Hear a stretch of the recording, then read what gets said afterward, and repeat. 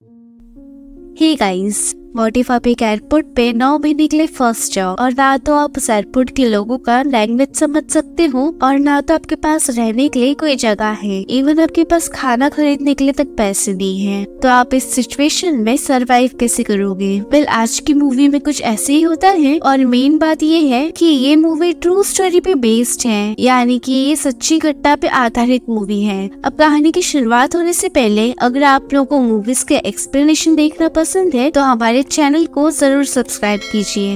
अब कहानी की शुरुआत में हम विक्टर को देखते हैं, जो कि यूरोप में एक छोटे से देश में रहता है, जो अब किसी काम से न्यूयॉर्क आया है। और न्यूयॉर्क एयरपोर्ट पे जब वो अपना पासपोर्ट इमिग्रेशन के लिए देता है और जब ऑफिसर उसका पासपोर्ट चेक करता है तो मशीन में उसका पासपोर्ट इनवैलिड बताता है। ये देखकर वो ऑफिसर बाकी सिक्योरिटी टीम को बुला लेता है, जो विक्टर को पकड़ के अपने साथ ले जाते हैं। और वहाँ पे सिक्योरिटी ऑफिसर विक्टर को बहुत सारे क्वेश्चंस पूछता है, लेकिन विक्टर को इंग्लिश बोलना नहीं आता, इसलिए वो ऑफिसर के कोई भी सवाल का जवाब नहीं दे पाता। दरअसल उसके देश में एक अलग ही लैंग्वेज में बात किया जाता है। अब विक्टर कुछ नहीं बोलता, इसलिए वो ऑफिसर विक्टर का पासपोर्ट और टिकट अपने पास रख लेता है। वहाँ पर एक और ऑफिसर होता है जिसका नाम फ्रैंक डिक्सन होता है। फ्रैंक एयरपोर्ट का कस्टम और बॉर्डर प्रोटेक्शन ऑफिसर है। जब विक्टर को उसके पास ले जाते हैं तो वो विक्टर को बताता है कि उसके देश में सिविल वॉर शुरू हो चुका है, जिसकी वजह से वहाँ से आने जाने वाली सारी फ्लाइट कैंसिल हो चुकी है, इसलिए विक्टर का ट्रैवलिंग वीजा बंद हो चुका है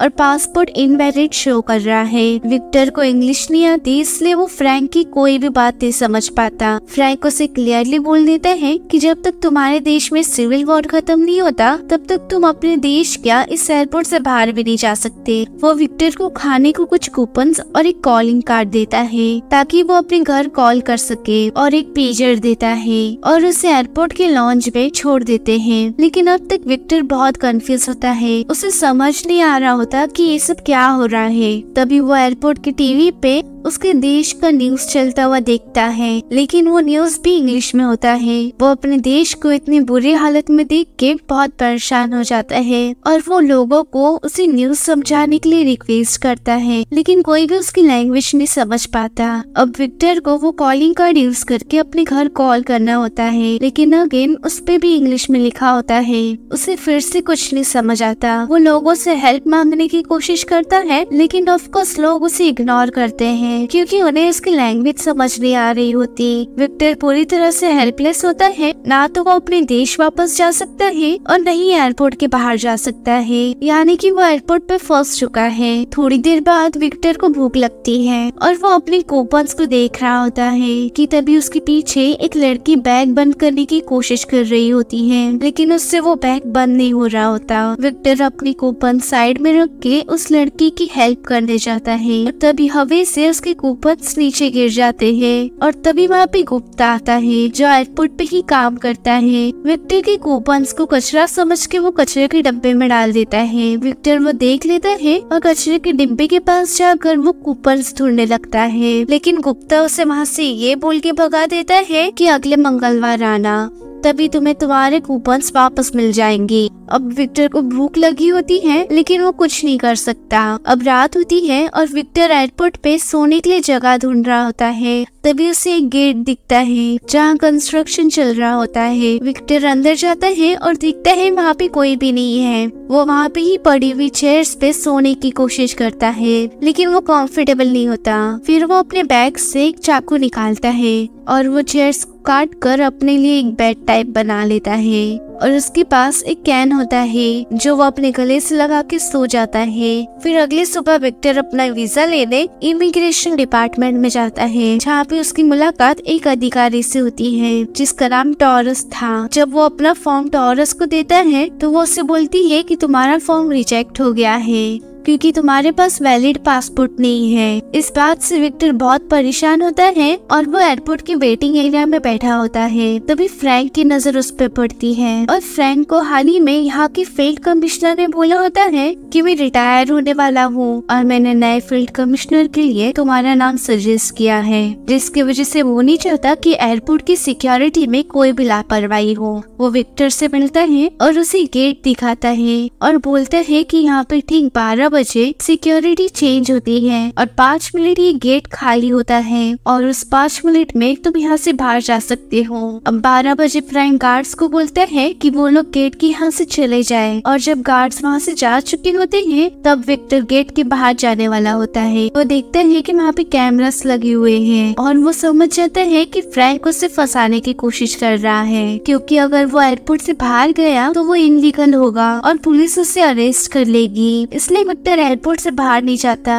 अब विक्टर बहुत ज्यादा भूखा और परेशान होता है। तभी वो देखता है कि एक औरत ट्रॉली को मशीन तक ले जाती है और जब वो ट्रॉली को मशीन पे छोड़ती है तभी उसे मशीन से कुछ पैसे मिलते हैं। विक्टर को पैसों की जरूरत होती है, इसलिए वो पूरा दिन एयरपोर्ट पे घूमता है और ट्रॉली कलेक्ट करता है, जिसकी वजह से उसे कुछ पैसे मिलते हैं और वो उन पैसों से कुछ खाने के लिए खरीदता है और इंग्लिश सीखने के लिए कुछ बुक्स खरीदता है। और विक्टर पूरे दिन रात इंग्लिश सीखने का कोशिश करता है और कुछ टाइम के बाद वो थोड़ी इंग्लिश सीख भी जाता है, जिसकी वजह से वो टीवी में जो भी न्यूज आ रही होती है वो समझने लगता है। अब हर रोज की तरह विक्टर ट्रॉलीज को मशीन तक ले जा रहा होता है। तभी वहाँ पे एक आदमी आता है और विक्टर से सारे ट्रॉलीज ले लेता है। दरअसल फ्रैंक ने उस आदमी को ऐसा करने बोला था क्योंकि वो नहीं चाहता कि विक्टर एयरपोर्ट पे रुके। अब विक्टर वापस एक बार इमिग्रेशन डिपार्टमेंट में जाता है और टॉरस उससे बोलती है कि तुम्हारा पासपोर्ट वैलिड नहीं है, इसलिए यहाँ पे आने का कोई फायदा नहीं है। इसके बाद विक्टर वहाँ से निकल जाता है और उसे बहुत भूख लगी होती है। तभी उसे एंड्रिक नाम का एक लड़का मिलता है जो वहीं की किचन में काम करता है। वो विक्टर को बोलता है कि वो टॉरस को बहुत पसंद करता है और अगर तुम मुझे उसकी पसंद और नापसंद के बारे में बताओगे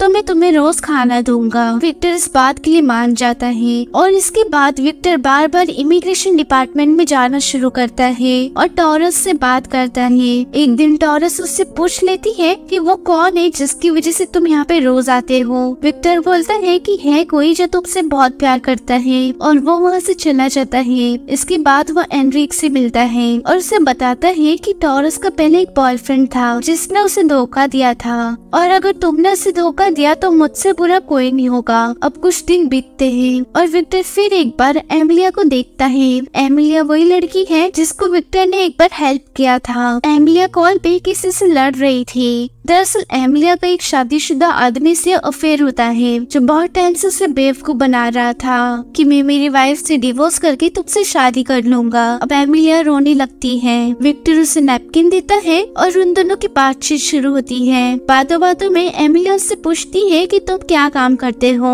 विक्टर उसे बोलते है कि मैं एक बिल्डिंग से दूसरे बिल्डिंग में ही घूमता रहता हूँ। एमिलिया को लगता है कि विक्टर कोई बिल्डिंग कॉन्ट्रैक्टर है। एमिलिया उसे डिनर के लिए इन्वाइट करती है लेकिन विक्टर मना कर देता है क्योंकि उसके पास पैसे नहीं होते।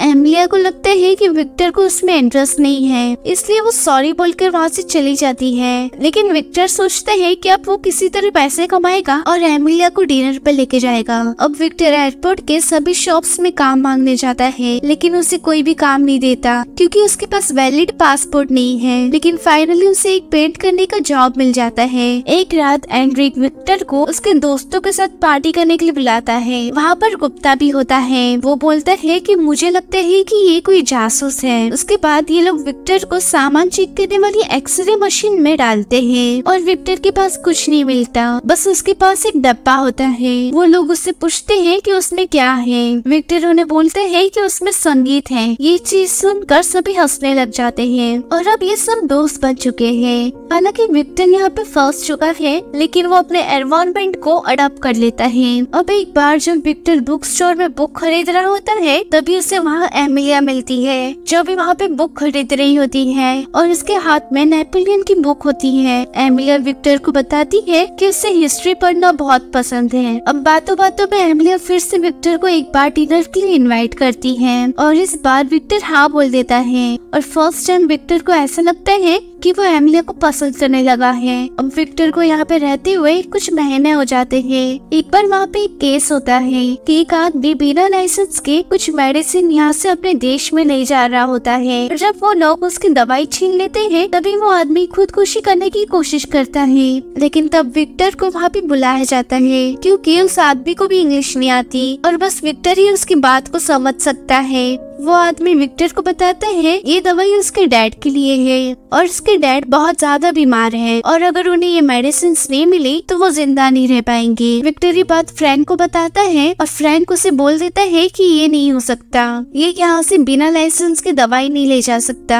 हालांकि वो आदमी फ्रैंक से बहुत रिक्वेस्ट करता है, यहाँ तक कि वो उसके सामने हाथ भी जोड़ता है, लेकिन फ्रैंक उसे अरेस्ट करा देता है। विक्टर को ये सब सही नहीं लगता और वो फ्रैंक को बोलता है कि ये आदमी दवाई अपनी बकरी के लिए लेके जा रहा है और विक्टर उस आदमी को भी यही बोलने बोलता है और वो आदमी भी सेम यही बोलता है और फ्रैंक को उसे छोड़ना पड़ता है। इस बात से फ्रैंक को विक्टर पे बहुत गुस्सा आता है क्योंकि अमेरिका में जानवर की दवाई एक जगह से दूसरे देश में लेके जाना अलाउड है। फ्रैंक विक्टर की गर्दन को पकड़ के उसे एक साइड में ले जाता है और उसे बोलता है कि मैं तुझे जेल भेज दूंगा। कि तभी वहाँ पे फील्ड कमिश्नर आता है जिसे देखकर फ्रैंक को बहुत शेमफुल फील होता है और वो विक्टर को छोड़ देता है। फील्ड कमिश्नर फ्रैंक को ये भी बोलता है कि तुम्हें तुम्हारे गुस्से पे कंट्रोल होना चाहिए और विक्टर से कुछ सीखना चाहिए। इस बात से फ्रैंक को बहुत गुस्सा आता है। दूसरी तरफ एयरपोर्ट पे सभी को पता चल जाता है कि कैसे विक्टर ने एक आदमी की मदद की है, इसलिए लोग उसे पसंद करने लगे थे। विक्टर और उसके दोस्त किसी तरह ये पता लगा देते हैं कि एमिली एयरपोर्ट पे 3 महीने बाद आएगी और विक्टर से मिलने को पूरी तैयारी कर लेता है। अब एमिलिया का आने का दिन आता है और विक्टर और गुप्ता उसका वेट कर रहे होते हैं। तभी विक्टर गुप्ता को उसकी जिंदगी के बारे में पूछता है। गुप्ता उसे बताता है कि इंडिया के मद्रास में उसकी एक दुकान थी जहाँ पे एक पुलिस वाला उसे बहुत परेशान करता था और उस वजह से गुप्ता ने उसका मर्डर कर दिया, इसलिए उसे अपना परिवार छोड़ के यहाँ पे आना पड़ा। विक्टर उसे पूछता है कि यहाँ की गवर्नमेंट तुम्हें वापस क्यों नहीं भेजती। गुप्ता बोलता है कि जब तक मैं मेरा काम बराबर कर रहा हूँ तब तक यहाँ की गवर्नमेंट मुझे वापस नहीं भेजेगी। इसके बाद एमिलिया उस एयरपोर्ट पे आती है। अब सारे वहाँ के स्टाफ एमिलिया का रास्ता रोकते हैं ताकि वो वहाँ पर जा सके जहाँ पर विक्टर है और एमिलिया वहाँ पे पहुँच भी जाती है। इसके बाद विक्टर एमिलिया को डिनर के लिए इनवाइट करता है और डिनर के टाइम विक्टर के दोस्त उस डेट को स्पेशल और परफेक्ट बनाने की पूरी कोशिश करते हैं। अब डेट के बाद ये दोनों बहुत क्लोज आ जाते हैं। दोनों ही एक दूसरे के साथ एंजॉय कर रहे थे। अब एमिलिया का जाने का वक्त आता है। विक्टर उससे पूछता है कि अब वो कब आएगी। एमिलिया बोलती है कि 13 दिन बाद। तभी विक्टर उससे और एक चीज पूछता है कि नेपोलियन ने अपने वाइफ को क्या गिफ्ट किया था। एमिलिया नहीं बोलती है, लेकिन विक्टर भी उसे आंसर नहीं बताता और बोलते हैं कि अब हम 13 दिनों बाद मिलेंगे और एमिलिया वहाँ से चली जाती है। अब इन दोनों के प्यार के बारे में फ्रैंक को पता चल जाता है क्योंकि वो सीसीटीवी कैमरे से इन दोनों को देख लेता है। अब इन 13 दिनों के अंदर टॉरस और एंड्रिक की शादी हो जाती है। अब 13 दिनों बाद एमिलिया उस एयरपोर्ट पे फिर से आती है और विक्टर से मिलने से पहले फ्रैंक उसे अपने पास बुला लेता है और वो उसे बताता है कि विक्टर कोई बिल्डिंग कॉन्ट्रैक्टर नहीं है, वो बल्कि 9 महीने से गेट नंबर 67 पे रहता है और उसके पास एक कैन है जिसपे हमें शक भी है। एमिलिया ये सब सुन के सैड हो जाती है और वो गेट नंबर 67 पे जाती है जहाँ पे विक्टर उसका वेट कर रहा था। वो विक्टर को बोलती है कि तुमने मुझे धोखा दिया और मैंने तुम्हारे लिए उस आदमी को छोड़ दिया जिसके साथ मैं रिलेशनशिप में थी। वो विक्टर को सारी बातें बता देती है जो फ्रैंक ने उसे बताया था। तब विक्टर उसे अपना कैन खोल के दिखाता है जिसमें एक फोटो था और उस फोटो में 57 जैज सिंगर एक साथ होते हैं। विक्टर एमिलिया को बताते हैं कि उसके डैड ने न्यूज़पेपर में ये फोटो देखा था और वो जैज म्यूजिक को बहुत पसंद करते हैं, इसलिए वो सब सिंगर का ऑटोग्राफ लेना चाहते थे और उन्होंने सभी को लेटर्स भी भेजा था और 40 साल के अंदर उन्हें 56 सिंगर्स के ऑटोग्राफ मिल गए, लेकिन बस एक सिंगर जिसका नाम बेली गोल्सन था उनका साइन मिलने से पहले ही मेरे डैड ऑफ हो गए। लेकिन मैंने मेरे डैड से वादा किया था कि मैं न्यूयॉर्क जाके उनका साइन लेके आऊंगा। ये सब सुनने के बाद एमिली इमोशनल हो जाती है और वो गिल्टी फील कर रही होती है। विक्टर बोलते हैं कि मैं भी अपने डैड की तरह तुम्हारा पूरी जिंदगी इंतजार कर सकता हूँ। अब कुछ दिनों बाद विक्टर के दोस्त उसके पास एक गुड न्यूज लेके आते हैं। वो उसे बताती है कि जो उसके देश में जो वॉर चालू था वो खत्म हो चुका है और अब तुम अपने घर वापस जा सकते हो। विक्टर इस बात से बहुत खुश होता है और वो लोग इस बात को सेलिब्रेट करते हैं। एमिलिया भी यहाँ पे आई होती है। वो विक्टर को बोलती है कि मैंने तुम्हारे लिए एक दिन का वीजा बना लिया है जिससे तुम न्यूयॉर्क जा सकते हो और उस सिंगर के साइन ले सकते हो जिसके लिए तुम यहाँ पे आए थे। इस बात से विक्टर और भी ज्यादा खुश हो जाता है और वो एमिलिया को बोलते हैं कि तुम भी मेरे साथ आना। लेकिन एमिलिया कुछ नहीं बोलती, बल्कि वो थोड़ा रोने लगती है। विक्टर समझ जाता है कि एमिलिया ने जिस दोस्त की हेल्प ली थी वो और कोई नहीं बल्कि वही आदमी है जिसके साथ एमिलिया रिलेशनशिप में थी। दरअसल वो उस आदमी के साथ फिर से रिलेशनशिप में आ गई थी विक्टर की वीजा के लिए, और एमिली वीजा देने के बाद वहाँ से चली जाती है। अब अगले दिन विक्टर अपना 1 दिन का वीजा लेके टॉरस के पास जाता है। टॉरस उसे बोलती है कि ये 1 दिन का इमरजेंसी वीजा है, इसलिए तुम्हें इस पर फ्रैंक की साइन लेनी पड़ेगी। और जब विक्टर फ्रैंक के पास जाता है तो वो साइन देने से मना कर देता है और उससे उसका पासपोर्ट और टिकट देता है और ये बोलते हैं कि अपने देश वापस चले जाओ। विक्टर बोलता है नहीं, मुझे न्यूयॉर्क जाना है। फ्रैंक विक्टर से ऑलरेडी बहुत ज्यादा एनॉयड होता है। वो उसे गुस्से में बोलता है तुम वापस चले जाओ, नहीं तो मैं तुम्हारे तीनों दोस्तों को जेल भेज दूंगा, क्योंकि उनमें से एक तुम्हें किचन से खाना चोरी करके देता है और दूसरा रोज रात को ताश खेलता है और तीसरा गुप्ता जिसने पुलिस वाले का मर्डर किया है और यहाँ पे छुपा हुआ है। ये सुनकर विक्टर बहुत ज्यादा सैड होता है। वो डिसाइड करते हैं कि वो वापस अपने देश चला जाएगा, और जब वो वापस जा रहा होता है तभी गुप्ता को गुस्सा आता है, क्योंकि वो चाहता है कि विक्टर न्यूयॉर्क जाके अपने डैड का सपना पूरा करे। गुप्ता उसे गुस्से में बहुत सारी चीजें बोल देता है। तभी एक पुलिस वाला गुप्ता को सारी बातें बता देता है और गुप्ता रनवे पे जाके प्लेन के आगे खड़ा हो जाता है, जिसकी वजह से उसकी फ्लाइट डिले हो जाती है। अब वहाँ पर पुलिस आकर गुप्ता को पकड़ लेती है और ऑफ कोर्स गुप्ता ने गलत काम किया है, इसलिए पुलिस इसको इंडिया वापस भेज देगी। लेकिन गुप्ता विक्टर को न्यूयॉर्क जाने का इशारा करता है, इसलिए विक्टर ये डिसाइड करता है कि वो न्यूयॉर्क जाएगा और वो एग्जिट गेट के पास चलने लगता है। एयरपोर्ट के जितने भी स्टाफ होते हैं वो विक्टर को गुड बाय बोलने उसके पास आते हैं। जब विक्टर एयरपोर्ट की गेट तक पहुँचता है तो वहाँ पे सिक्योरिटी खड़ी होती है। विक्टर को लगता है कि अब वो बाहर नहीं जा सकता और अपने डैड का सपना पूरा नहीं कर सकता, और वॉकी टॉकी पर फ्रैंक सिक्योरिटी को बोलता है कि वो लोग उसे पकड़ ले। लेकिन जो सिक्योरिटी ऑफिसर होता है वो विक्टर के पास आकर उसे अपना कोड देता है और बोलते हैं कि जाओ। विक्टर इस बात से शॉक होता है और एयरपोर्ट के बाहर चला जाता है, और उसने 9 महीनों के बाद एयरपोर्ट के बाहर कदम रखा था। ये देखकर फ्रैंक को बहुत गुस्सा आता है और वो विक्टर को पकड़ने को आता है, लेकिन तब तक विक्टर एयरपोर्ट के बाहर आ चुका होता है। विक्टर बाहर एमिलिया को भी देखता है और दोनों एक दूसरे को बिना कुछ बोले बस देखते हैं। और जब तक फ्रैंक एयरपोर्ट के बाहर आया होता है तब तक विक्टर टैक्सी में बैठ के जा चुका होता है। इसके बाद हमें दिखाया जाता है कि विक्टर उस सिंगर से मिलता है और उसका ऑटोग्राफ लेता है, और एंडिंग में विक्टर एक टैक्सी में बैठता है और टैक्सी ड्राइवर से पूछता है कि आपको कहाँ जाना है। विक्टर बोलता है घर। विक्टर 9 महीनों के बाद अपने घर जा रहा होता है और इस पॉइंट पे ये फिल्म एंड होती है। इस मूवी से आपको क्या सीख मिली ये हमें कमेंट बॉक्स में जरूर बताना। इस फिल्म को 7.4 IMDb मिली है और रॉटन टोमेटोज पे भी एक 61% fresh with audience score of 73%। अब आज की वीडियो यहीं पे खत्म होती है। आई होप आपको ये वीडियो पसंद आया हो। अगर पसंद आया हो तो वीडियो को लाइक कर देना और हाँ, चैनल को सब्सक्राइब करना बिल्कुल मत भूलना।